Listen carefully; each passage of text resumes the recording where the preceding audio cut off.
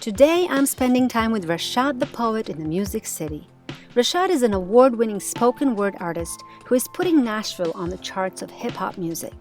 As an activist and truth teller, Rashad inspires young people to find their voice, learn a tool of poetry to express it, and build confidence that no matter what we have to say, each of us needs to be heard. Because, as Rashad likes to point out, we're all put here for a purpose. I'm Tai Chi. At 19, I was a superstar, and I was lost inside. I left it all behind, switched continents, and started all over. Years later, I found myself lost again, this time in the American dream. This is a story about awakening, about living the life you were created for, about going inward and discovering the joyous and purposeful person you and I are both meant to be. This is Waking Up in America. With my dreams, I can float in space. I never walked on water, though. Don't praise man, that's what the Father for. 7 chakras, might as well let the power flow. Open up your mind and then you can let the knowledge grow from the learning tree. Yeah, I'm talking books. Yeah, I'm talking life. Only got one, so why live it sleep? Wake up, live your dreams, make your life complete. Wow, thank you. Rashad, welcome. Thank you for having me. Say that last line again. Wake up, live your dreams, make your life complete. Wake up. Wake up. And that, my friends, is spoken word. Yes. How uplifting. Thank you. And I met you at the beautiful event here in Nashville. It was called Based on Nashville. And it was an event that combined written word, music, and visual arts. Yes, yes. And when you walked on stage, you read somebody else's writing. All right. And you did a piece. Yes. And then I watched your TED Talk, and I really want to encourage the viewers to watch your TEDx Nashville talk. Yes, appreciate that. Thank you so much. How is spoken word, what you do, different from hip hop and rap? Well, spoken word is an offshoot of poetry. I like to say it's kind of if poetry is the grandfather, then spoken word is the dad, and then rap are the kids, right? Oh. That's kind of how, but spoken word, different from poetry, is spoken word is performance poetry. So it's poetry that's meant to be performed. Sometimes you go to open mics and poetry may be read from books, but spoken word is an art form where you use your body, you use your hands, have different inflections in your voice. So it's a powerful art form.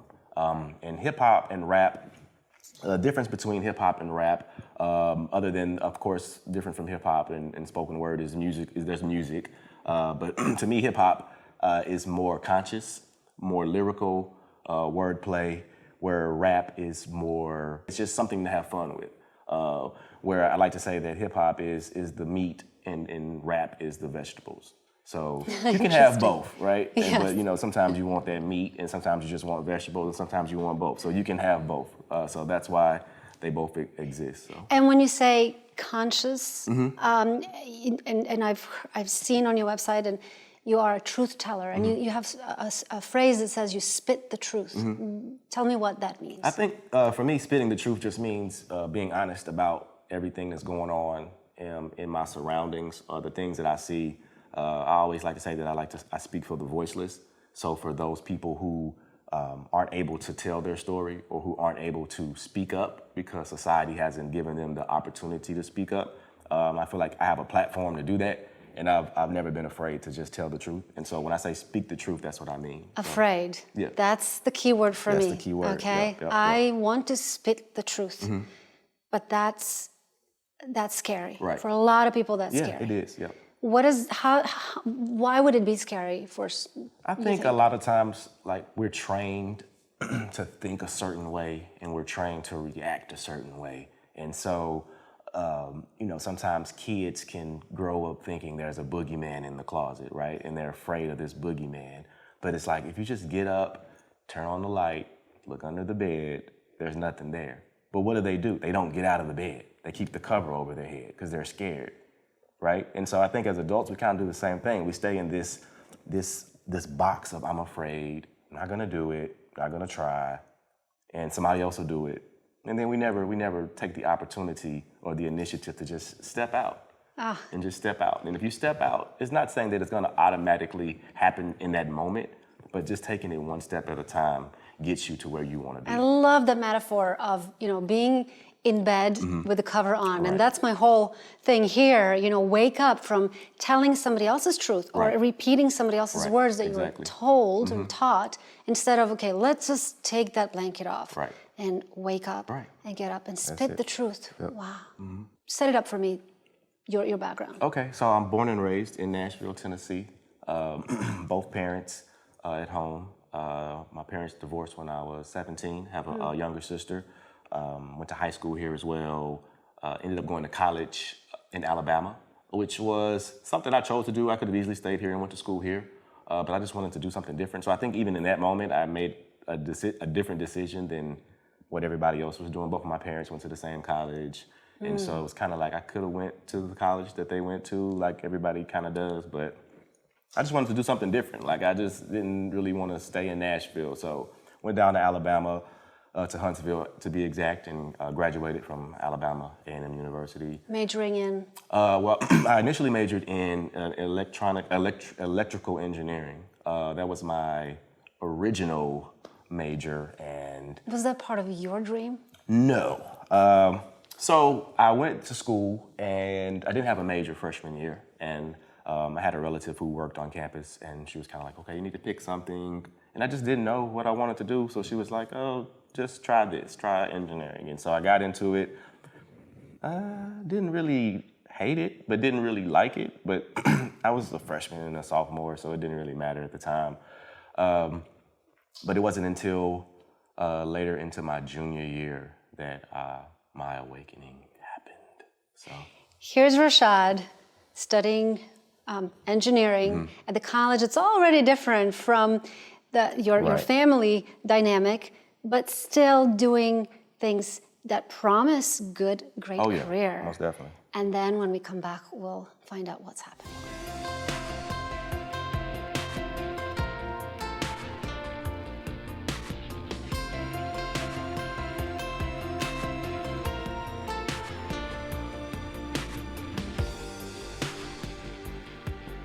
You're studying at the university in Alabama, and you're studying something that is not really part of your dream. Right.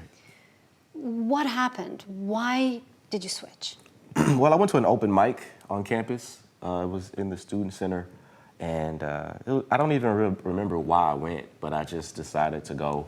And there were these amazing poets performing these pieces, and I was blown away. So you went as just to listen? Just to listen, just to listen. I wasn't writing at the time, so I just kind of went to hear what poetry was about. I, of course, knew what poetry was, but I was really blown away by it. So I left there like, wow, like I wish that I could do that. Were you aware that you were missing something or not?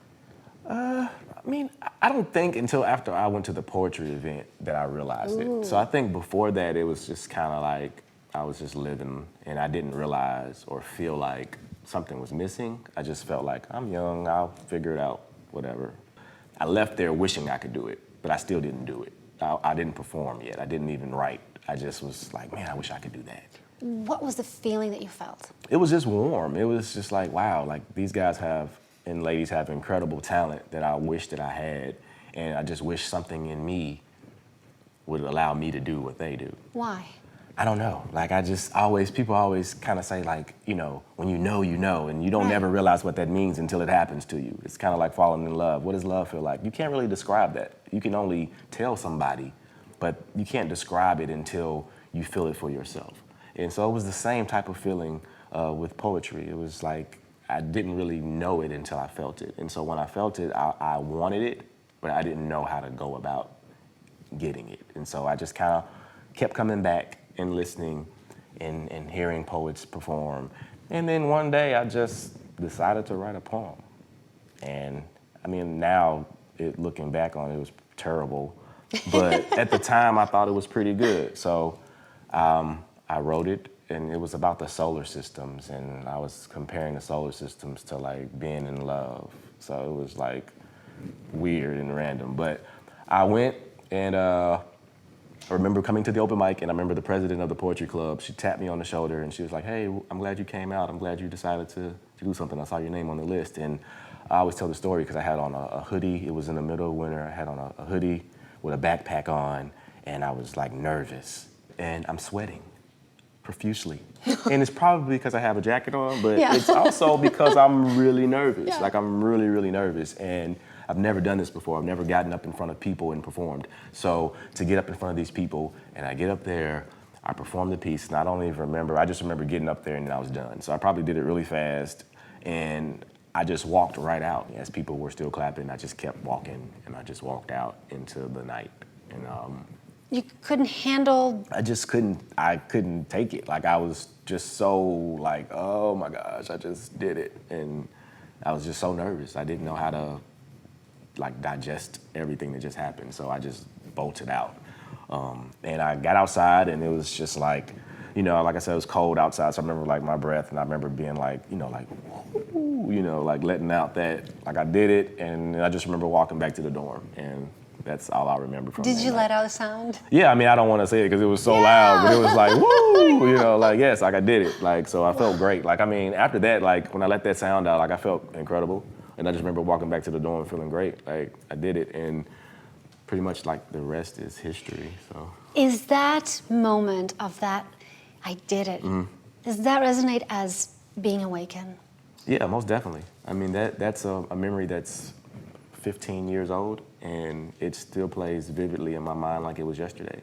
Because it's that moment where I realized, like, I'm gonna do this, and I can do this. And it's not even at that moment where I'm thinking I'm gonna do it as a career or do it as something as a that I'm gonna help to feed my family with, but more so just as, I'm gonna come back here every Friday night, and I'm gonna perform, and I'm gonna write pieces, and I'm gonna figure out this poetry thing, and I'm gonna learn from these incredible artists. And that's what I did. So. You just made a tremendously courageous step. Right. And you experienced this awakening, this physical feeling of, I am alive. Right. So when we come back, we're going to talk about what that shift brought into your life and how it's now affecting and impacting so many people. Okay.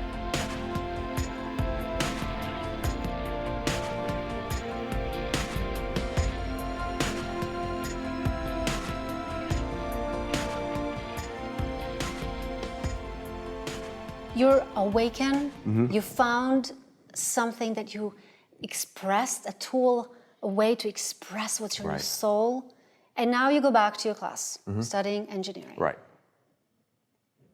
Not the same.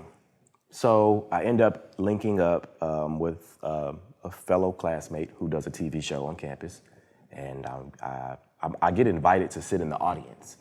And I'm like, wow, this is great. Like, I love this. And so I go from sitting in the audience to asking them, like, how can I be a part of what you guys are doing? They're like, oh, you can come and help us. You can try to work the camera or do something, you know, background. And the longer I stayed around, the more they were like, okay, you're really cool. And then one day I was just playing around in front of the camera, and they were like, man, you're really good. Like, you're natural at this. Like, do you want to host the show? And I was like, sure. So I went on to host an entertainment talk show on campus, student run, called The Beat. And we did it one show a week, and it was an entertainment show.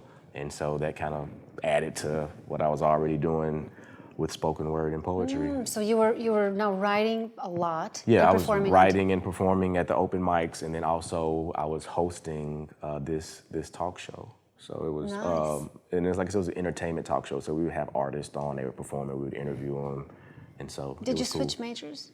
I did not, because my thinking, and I should have, but my thinking was, I'm already almost done.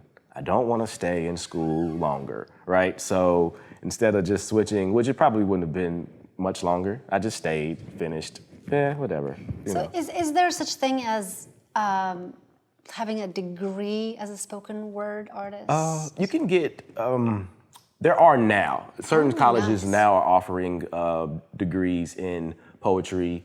Of course, you can get a degree in writing, of course, but there are certain universities now that are starting to offer undergrad degrees in poetry, and they're paying students to come to perform and be a part of their university and have this curriculum that's poetry-based. And so it's starting to grow because people are starting to see it and realizing how impactful and how important it is as an art form. So Why is it impactful and important? I think for young people especially, and I'm speaking from experience with working with young people, I think that it helps them to have an outlet. A lot of times they're forced to keep things inside and digest a lot of their feelings. I always use the analogy of if you shake up a Coke and then you open the top, it'll explode. And I think a lot of times as people, that's what we do. We internalize stuff for so long, we don't deal with it, and then something happens and we explode on people. And it's usually people who haven't really offended us in a certain type of way, but if we are able to kind of express those feelings. And poetry is an incredible outlet to express how you feel. And you bring up a great point that you're also being heard. Yes, most definitely. So so you have your that shaken Coca-Cola can, right? And then you add to it all the blankets, the blanket of what we entertain ourselves with, that feeds into that just shaking our Coke can, right? Right. And you mentioned you work with young people, help them. Tell me about that. Well, I work with an organization. It's called Southern Word. It's a sister organization of Youth Speaks, which is a national organization that was started in the Bay Area. And our founder, Benjamin Smith, moved to Nashville, and he was looking for poets who were making moves in Nashville, who were the top poets, and my name came up. And I had an interview. We sat down and had a meeting. He told me what he was trying to do, and at first I was like, we're gonna teach poetry in school? That's not gonna work, but, because I didn't know. And 8 years later, here we are, and it's been an incredible journey. What do you see happening most? You see a transformation, I think, in confidence more than anything. The ability to face whatever it is that you've written about and to know that, okay, I'm not the only person dealing with this. I think a lot of times with young people especially, they kind of box themselves into thinking that nobody else is going through what they're going through.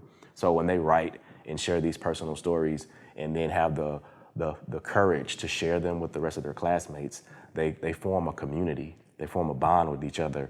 And it's not to say they become best friends, but it's to say that they acknowledge that somebody else is dealing with what they're dealing with. And it just helps them to grow. Because now I can see you in the hallway and I can just give you a head nod, and that head nod can totally change my day, right? Yeah. We can have this nonverbal communication that lets each other know, like, hey man, it's cool, everything's gonna be all right. And just to connect on that pain level, and that anxiety, because we all, like you said, go through it. Yeah. And I on social media, we all like to look more perfect than than we are. Yeah. Sometimes you have to get dirty, and that's how you grow. Pain is how we grow.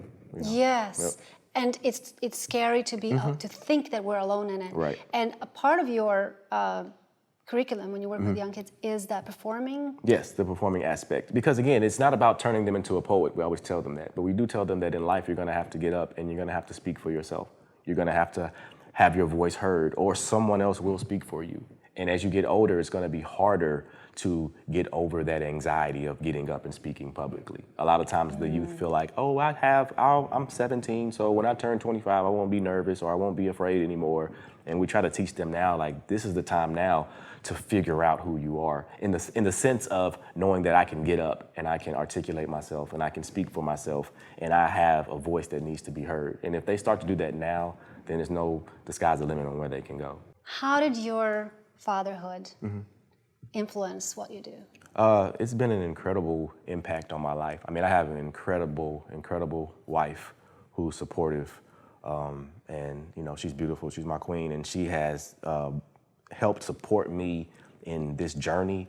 And just being a father has totally changed like everything. I have 2 wonderful sons, and like just to see them every day waking up, and the oldest one is he's such a helper. He loves his little brother. And just to see my family, like, to me, that's the most important thing, is family, and to have my family there. You're a young father, and you support your family through being a freelancer, spoken word artist. Right. And an educator. Yeah. I mean, the majority of it is coming from me teaching. That's 90% of how I support my family, is teaching in the schools. And we go in and we teach poetry. We teach literacy using poetry through spoken word. So that's majority of what I'm doing every single day. So it's a blessing to be able to do that for the past 8 years. It is. Incredible. You're using your talent, Yes. your gift, and you serve. Right. And you make you empower these young people. Right. So it's like I'm teaching them how to do what I'm doing at night. And that's really like cool to be able to do it all day long. I mean, I don't take it for granted because I know as an artist how hard it is to be able to do that. So, but it it's really takes cool. courage, and it takes facing the truth and saying, here it is. Most definitely. Not Most being definitely. afraid. Not being afraid to step out there and make it happen. So. You sold a bunch of records. You have 15 albums? Yes. Wow. And then your new album is coming up soon? Soulville will be out soon, yes. And you're going to gift us with a song. Yes, I'm going to give you a little something before we get out of here. Tell me about it. It's called Two's Up. I wrote it basically dealing a little bit around the turmoil of people looking for peace in a time when there really isn't a lot of peace. And so it's just a song kind of based upon that, based upon finding peace. Two's Up means? It's just putting your peace sign up. So instead of saying put your peace signs up, I just say put your twos up. So Rashad the Poet. Put your twos up. Thank you. Put your twos up, keep them in the sky. That's hand sign for peace. We all gotta try, make a better way. Cause just the other day, I found out Eric Garner, man, he passed away. Head down, I sent a prayer up. His family looking around like who gonna take care of us? Hard to maintain with your head underwater. Chicken neck systems can't get a grasp, gasping for air when all they did was laugh. Bilderberg Group Trilateral Commission, Wizards of Oz, no curtain needed. They hide in plain sight, most just don't see it. Too busy in the struggle, trying to make a living. Now pass it on is the key, give back what you were given. Zombies walk around, but they not really living. Folks all over been dealing with these capers. Been over some years' time, some yet to see paper. Just trying to great escape, what's the point in the hate? We need to bounce back, starts with the rap. It's revolution time, I'm resolute to climb. I'm trying to get higher, people listen close. No man knows the hour, so only fools boast. They drag on squares and they let their mind coast. Drag on squares and they let their mind coast. Songs of liberation, they say give us free. It's all about patience, they just want peace. Y'all put y'all tools up and never let them down. Y'all put y'all tools up and never let them down. Peace.